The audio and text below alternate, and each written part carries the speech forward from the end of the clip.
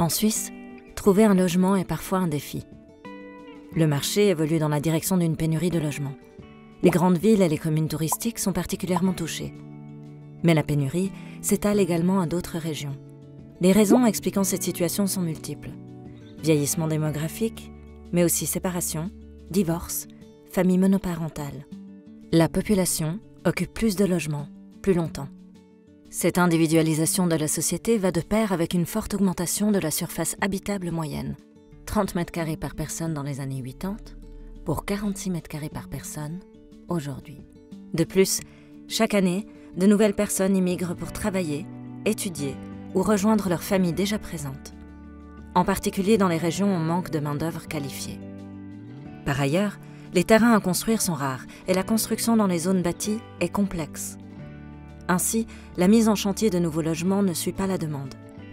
Cette situation a des répercussions négatives sur les plans social, économique et environnemental. Face à ces défis, la Confédération s'engage. Elle a regroupé l'ensemble des actrices et acteurs concernés pour élaborer un plan d'action visant à augmenter l'offre de logements abordables, adaptés et au bon endroit. Les 35 mesures de ce plan d'action sont regroupées en 3 thématiques. Faciliter le développement vers l'intérieur, accélérer les procédures, garantir assez de logements à loyer modéré. Le plan d'action vise à faciliter un développement vers l'intérieur pour empêcher le mitage du territoire.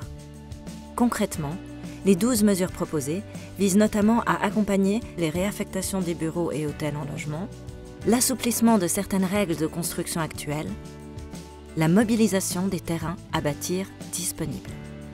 Tout en restant dans le respect des besoins fondamentaux et des intérêts matériels, le plan d'action vise à accélérer des procédures parfois complexes et chronophages.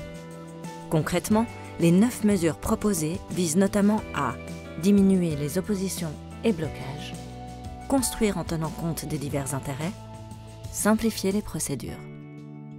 Le plan d'action vise à garantir la construction et le maintien de suffisamment de logements à loyer modéré et adaptés aux besoins afin de répondre aux besoins fondamentaux qu'est l'accès au logement.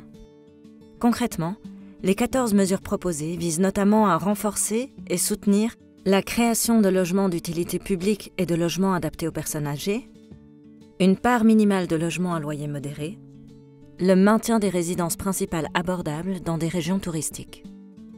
En avant, ce plan d'action est le fruit de travaux de 2 tables rondes initiées par le conseiller fédéral Guy Parmelin. Autorités fédérales, cantonales et communales, actrices et acteurs de l'immobilier et de la construction, représentantes et représentants de la société civile, l'ensemble des partenaires est aujourd'hui mobilisé en vue de la réalisation de ce plan d'action. Afin d'assurer le suivi, l'Office fédéral du logement publie des études annuelles sur l'avancement de la réalisation des 35 mesures recommandées.